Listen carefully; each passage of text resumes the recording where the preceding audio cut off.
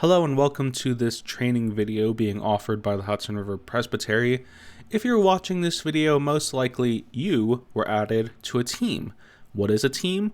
Well, it will hopefully be the future meeting place for committees or other groups or teams that are meeting within the Presbytery. This will also function as a central file depository as well.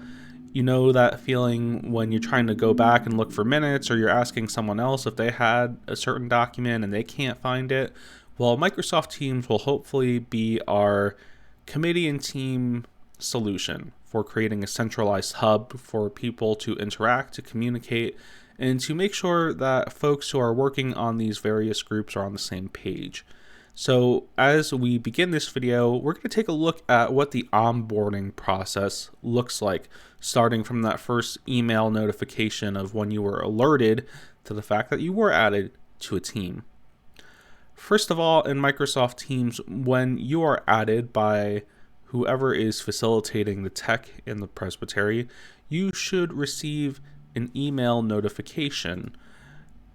You will want to check your primary inbox from an email provider that says Microsoft Teams. And in the subject line, you should see something like this: you have been added as a guest to Hudson River Presbytery and Microsoft Teams. If you don't see this email, please go ahead and check your spam inbox in case the Microsoft email ended up in your spam. If you still don't see an email, please reach out to the Presbytery and we will help get you on board. But now you may have concerns as to whether or not this Microsoft email is legitimate, as we know that there are many spammed email accounts or spoofed emails. So if you are concerned and want to double check, you can open up the email and you can see here that the address should look like this. It should say something like no reply at email.teams.microsoft.com. And on the below to line, you should see your email address. Now that I open up this email from Microsoft Teams, I should see this. And it'll tell me which team I was added to. In this email example, I was added to a test group or a test team on Microsoft Teams. Depending on what committee you are assigned to or what team you are assigned to, you will find the name of it here. The next part of the process you will want to do is click Open Microsoft Teams, which is okay even if you don't have Microsoft Teams. Click the link there in the email. In this case, I currently do not have a Microsoft account. If that is the case, you will want to go ahead and follow the steps to create a Microsoft account. In this test example, we will walk through that process. Having been prompted to create a Microsoft account, I will click Next. And then I will enter in a password.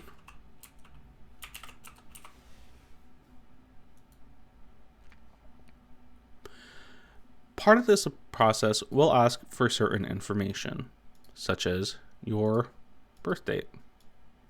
In this case, I'll make up a random set of dates.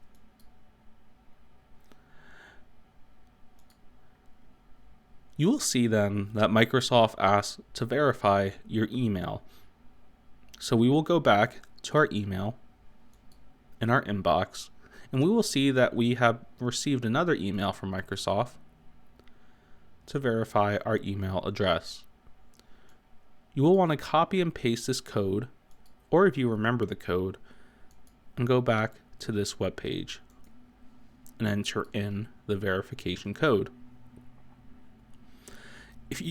I would recommend at this point you also uncheck this box here, the box that asks if you would like to receive information, tips, and offers about Microsoft products and services, to cut down on any emails Microsoft might send to you that is not related to Microsoft Teams. Once you enter in the verification code, you will want to hit the Next button.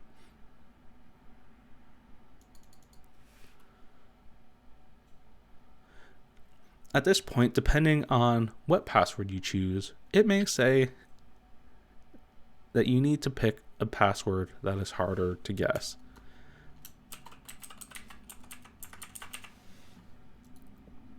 So we will enter in a new password.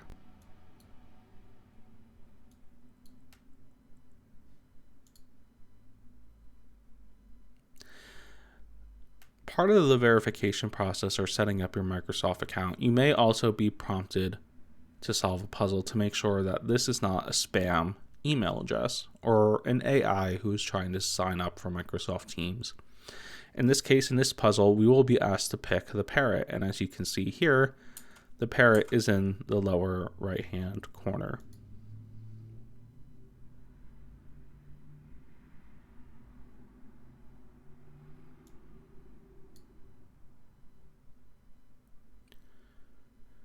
So now we have finished signing up for a Microsoft account. At this point, you will want to click Accept.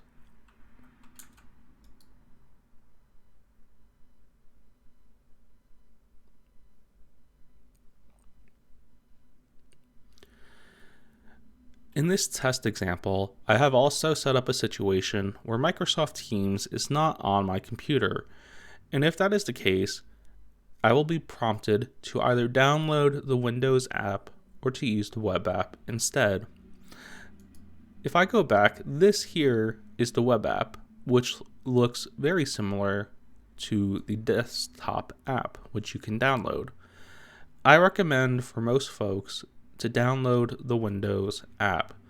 It provides an overall better experience and will allow some better integration with things on your computer, but of course if you don't want to, you can join using the web app instead.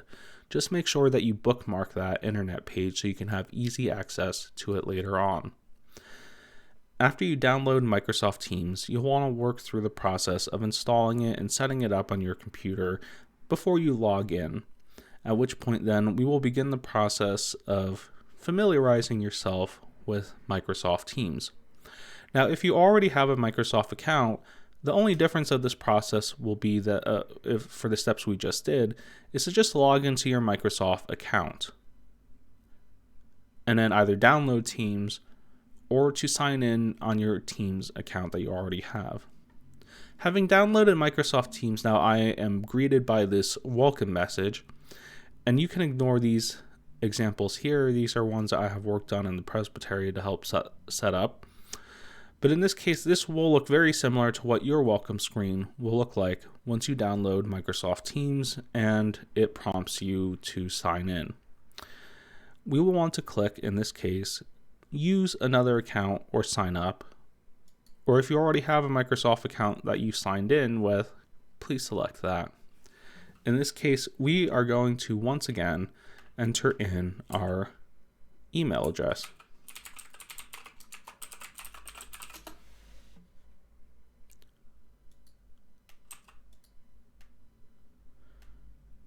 And then we will enter in our password.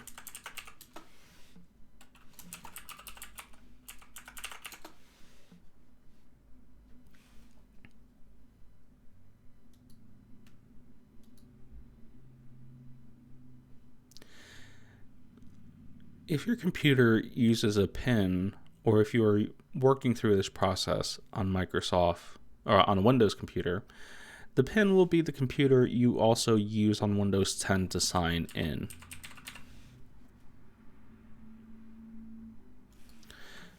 Then I'll be prompted to enter in my name if this is my first time. If you already have a Microsoft account, you can ignore this step. But at this point, if you're new, you'll want to enter in your first and last name.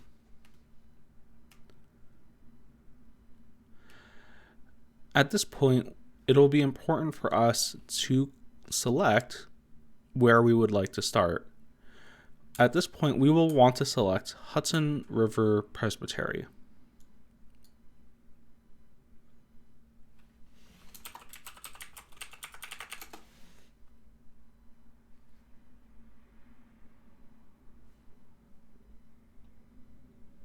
Now that we are signed into Microsoft Teams on our new account, we will see here, once again, if I go back to my internet browser that we were added initially in the beginning to test. And we were invited by Hudson River Presbytery. Now when I open up Microsoft Teams, I should see Teams right here. And I can specifically see my test team, which I have been added to. If you are a part of one or more teams or committees, you should see all those listed here. If for some reason you do not see any teams listed in this column, please check on the far left bar and what is highlighted. For example, if I click Files here, you will see that I no longer see my teams. Same as if I click Chat and Activity. So I will want to make sure that I click on Teams. Once you find and select your team, you will want to click down to General. In General, you will see that you have access to things such as Post, which is this big open area here, Files, in some cases a wiki, and in some cases tasks. Depending on what your team or committee is, you may have alternate tabs up at the top, which you can utilize, and you can check in with your committee chairperson or moderator as to how they are using those functions. In this example, tasks, if I were to click on tasks, I could see that I could create a new task, enter in the name of a task, set a due date, and assign that task even, and mark it as complete when it is done. Going back though to this home page, or the general section of tests, in this open area, you will see that it is a place for you to post conversations, almost in a forum-like setting. For example, if I wanted to post something to the general section here, I would click on New Conversation. And I could say, what time is the meeting tomorrow? And hit send and hit enter. At which point it will appear here. And people then could be free to reply down below. However, I would recommend, if you are seeking time-sensitive information, that you email or contact the person you are trying to reach directly, as not everyone may be checking their team's post frequently. This is also a place where you can share other things as well if you would like to. One of the most important sections, though, outside of posts, will be the Files tab here at the top, which is a part of every team we are currently using. Here in Files, you will be able to find and select a multitude of things, whether it be committee minutes or team minutes or other documents related to your work. All the files that are uploaded in this section will only be accessible to those who are part of the team or committee and cannot be shared outside of that organization or group. If you would like to upload a document, for example, you can click New right here and then select what it is you're trying to upload or create in this instance, as you can create things as well. Similarly, we can upload files or folders, or we can create Word documents, Excel workbooks, PowerPoints, OneNote notebooks, forms in Excel, or Visio drawings, or we can create a folder. If you have questions about how files and folders should be organized, you may want to refer to your committee chairperson. This is the primary functions that you will want to focus in terms of using Microsoft Teams. Now, if you are joining a meeting, for example, on Microsoft Teams, you will see here in this section, similar to this icon, appear in the general section, which says that a meeting is in progress. You will be prompted down below in the notification to click Join Meeting. Meetings can also be seen here on this page if they're scheduled as well. Or if you would like to create a meeting of your own, you can come up here and click the Meet tab, in which you will be prompted to confirm things such as your microphone or video camera. These are the main and basic primary functions of things you can do in Microsoft Teams. If you have any questions, please feel free to reach out, and we would be more than happy to help you. In this case, though, the most important functions will be keeping tabs on what is posted here in the general post section, which acts once again as a forum, and to keep tabs on what is uploaded here in the file section, where most of your important committee documents or team documents will go, to help make sure that everyone is on the same page. And again, if there are other things that your team uses as a tool, such as tasks or a whiteboard, etc., those will be located up here at the top as well, but they are not there by default. So please check again with your committee or team leader. This has been a basic overview of Microsoft Teams, and if you have any questions, please feel free to reach out. Thank you for helping us make our work here in Hudson River Presbytery all the bit more efficient, clearer, and a little less confusing as we work with this central hub of information to keep us all connected in the work that we are doing. Thank you very much.